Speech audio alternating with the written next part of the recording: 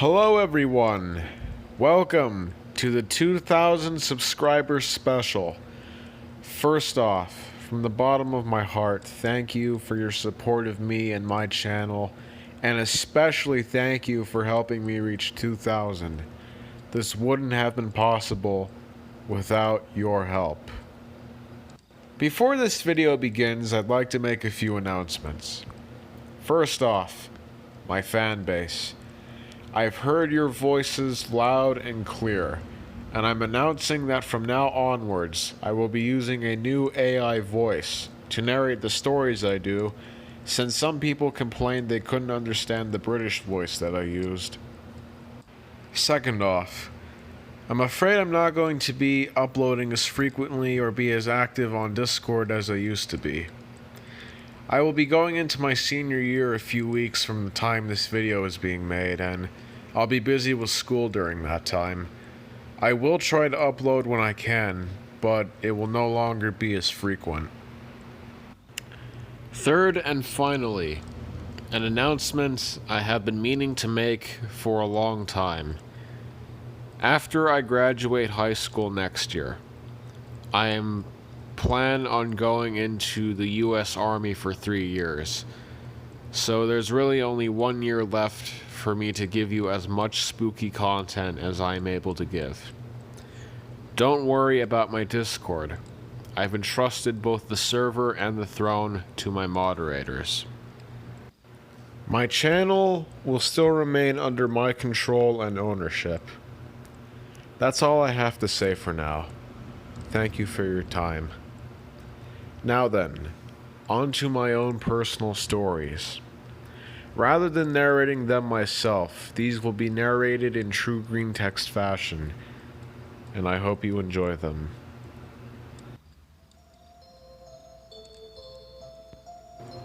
Alright everyone, everything you're about to see here is going into the 2K special. Most of you have known me to tell the stories of other anons, but this time it's going to be different. This time, I'll be telling you some of my own stories. Things that have really happened to me. To be clear, I was always fascinated by cryptozoology, but I never actually had any cryptid stories to say the least. However, I have had a number of paranormal experiences. I currently live in Pennsylvania, and I've lived here all my life so far.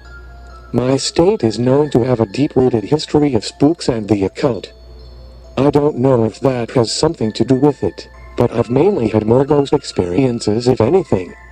So I think it's time I finally tell everyone my personal ghost stories. Story 1. Many years ago when I was really little, my parents were doing the bills one night and asked me to go get them some envelopes. In our house, we kept them in a room upstairs where our computer was. So I went up to the room and turned the lights on. Off in the far side of the room, I saw what looked like a dark figure dressed in a kind of blackish purple colored robe that glimmered, almost like stars in the night sky. It didn't seem to pay attention to me. The figure was also translucent, and I was able to see a bit through it. It was only for a few seconds, and I saw it dart across to the back right-hand side of the room and vanish through the wall. It all happened in under a few seconds. I was a little kid, it was late at night, and I just kind of brushed it off, or maybe my eyes were just adjusting to the light turning on. I was more confused if anything. So I grabbed the envelopes and went back downstairs. At the time, we had an old woman as a neighbor who lived up the street from us. Around the same time this happened, she died. I kind of forgot about what I saw all those years ago, but part of me wonders if I really saw the angel of death that night. Story 2. I actually went to Point Pleasant, West Virginia a few years ago to the Muthman Museum with my parents. The trip itself was an incredible experience. Nothing unusual happened except for one thing. I forget where we were, but I think it was either Maryland or somewhere going into West Virginia. We were on a highway, and I distinctly remember two large hills, almost like mountains, on either side of the road, and a long bridgeway up top connecting them. Around the time we reached this point, This weird dark shadow covered the whole car. Like a giant oval shadow covered the entire car. And I know this wasn't the bridge, because this weird shadow thing stuck with us for a good few minutes before it finally disappeared. Honestly, we had no idea what it was. Nothing was on top of us that we could see at least. Was it the Muffman? I have a feeling if it was, someone would have pulled over and gotten a photo or honked their horn at us. The road was busy, I can remember. But the rest of the drive and trip was peaceful. Just that's the only weird thing that happened out of the entire experience. Story 3. I actually have some pictures for this one. This is a bit more funny than scary, but I figured I would share it. When I was in 9th grade one night, me and 3 of my friends decided to go up into the mountains around our town and go to an abandoned mine shaft. I should also mention this was the middle of winter. So 2 of my friends got to the area before me and one of them smashed his leg off a rock somehow. But despite that, the 4 of us decided to keep going. It's getting dark, so we make a torch out of a stick and some toilet paper, but it quickly goes out. So we just use our phone flashlights for guidance. The particular mine we are going to is up on a large hill behind a trail. I haven't been to this one in years, so my memory is fuzzy on it. Finally, the one kid gets a text from his parents that he has to get back home. By now it's pitch black, but the rest of us still wanted to keep going. So we let him walk all the way from deep in woods to the small town he lived in the dark, from memory. And we told him that if he ever ran into trouble then to just scream and we would go get him. He turned on his phone flashlight and quietly disappeared into the darkness. After a few minutes we called his name out and didn't hear anything. I texted him and no response. So we just kind of assumed he was okay. Anyway, so now the 3 of us wanted to get up this hill to get to where we think the mine is. One of my buddies opens up his backpack and pulls out a yard's length worth of rope. I asked him why he had that, and I shit you not, he tells me after everyone left he was going to go back into the woods and hang himself, but decided I should use the rope instead. I don't know if he was joking or not, since we all have dark minds, so I nervously take the rope. Our plan was that I would climb up the hill and tie one end of the rope to a tree, and my one friend would tie the other end to the hurt kid's waist, and the not hurt friend would help him get up the hill. So I finally get to the top and find a good tree to tie the rope around. Only problem is that I can't tie very well. So the second kid comes up after me and ties it, and the kid with the hurt leg is forced to pull himself up this steep hill, cursing at us the entire time. We get up there and walk around for a little bit, and we realize we're going the wrong way, and we can't find the place we were looking for. So instead I decided to take the 2 of them to another abandoned mine I know is nearby that's supposedly haunted. Only issue is that we have to go back down the steep hill. So we tie up the kid with the hurt leg again, and we have to force the poor lad to go back down this snow-covered steep hill with sharp rocks and tree branches lying around everywhere. Again. Cursing at us the whole time. So at this point we're in woods, up in the snow-covered mountains of Pennsylvania in the middle of winter, at night. Looking for a supposedly haunted abandoned coal mine with one of our buddies having a leg injury. So finally we reach the haunted mine. To give you some context, in order to get to this mine you have to go down this steep hill and get past a few smaller hills. The mine itself is a stone building with one side of it caved in, and a rusty stairwell that spirals down into the mine. So basically, one wrong move and we would fall to our deaths and probably never be found.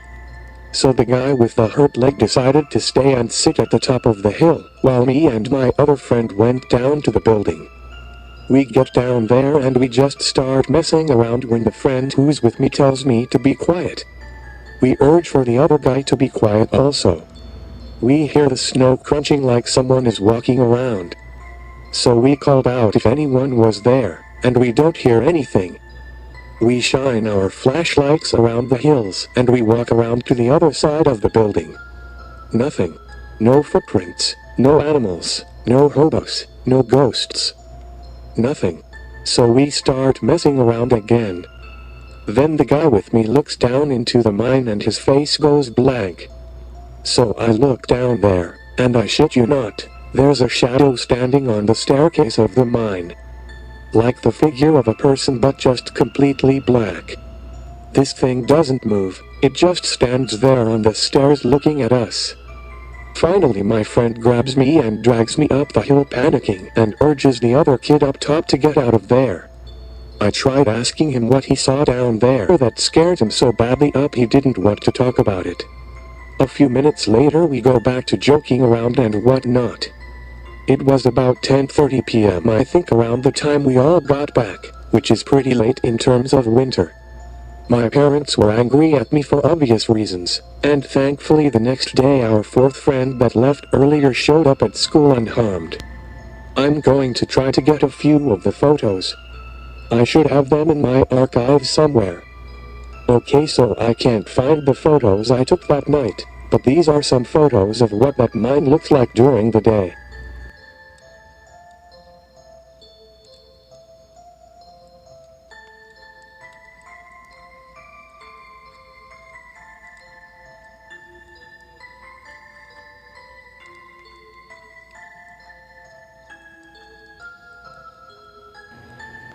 That's the mine, which has been nicknamed by my friends and a few of my family members as the ghost mine.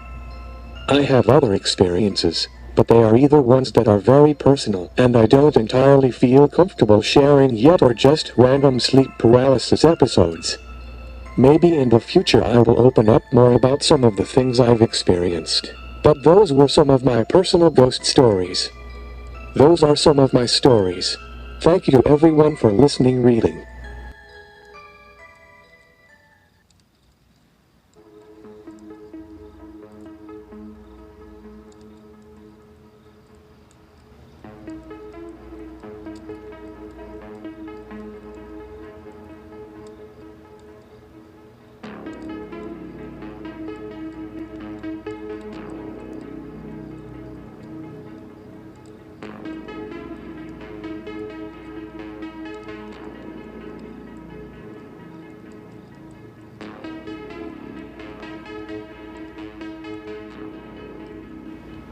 Our first question comes from Boyzar Roy Lucas M, who asks, "Who are you?" Well, I'm Emperor Techno. What's really more to say? If you mean about who I actually am, well, that's a bit of a secret for right now. Maybe one day I could touch up more on that, but for now, it should be best kept as a secret. Alright, this next question comes from my good friend and fellow /X YouTuber Saul Van Kasserkin, who asks me, who is my favorite cryptid/spook? Probably, without a shadow of a doubt, I can tell you my favorite cryptid/spook would be the Mothman. In fact, the Mothman is really kind of how I got into cryptids to begin with. And as you've heard in the story, I've already been to Point Pleasant before. It's actually a really nice little town, to be honest with you. I would recommend going there. Surprisingly, it's actually a lot busier than you would think it would be. But yeah, I'd have to say the Mothman was always my personal favorite.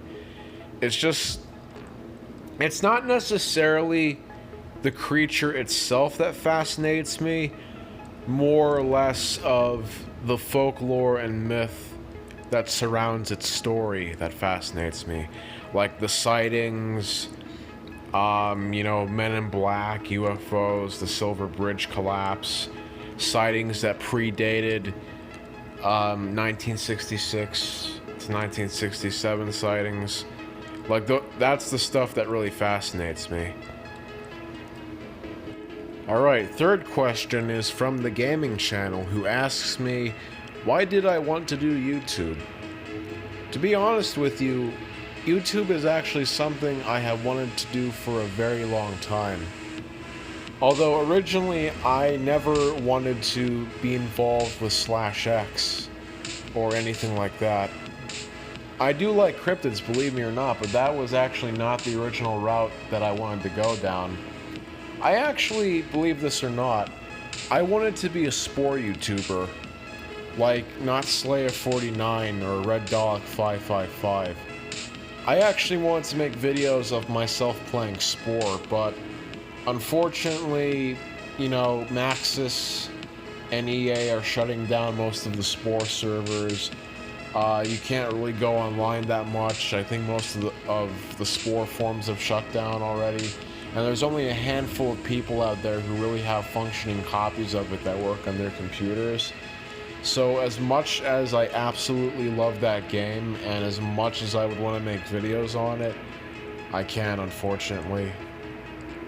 But yeah. And also, believe it or not, this was not the first YouTube channel I have ever made. This is actually the third I have done. I can tell you more about my past attempts at YouTube, but to be honest, really, I wanted to do it just because it's something that I enjoy doing.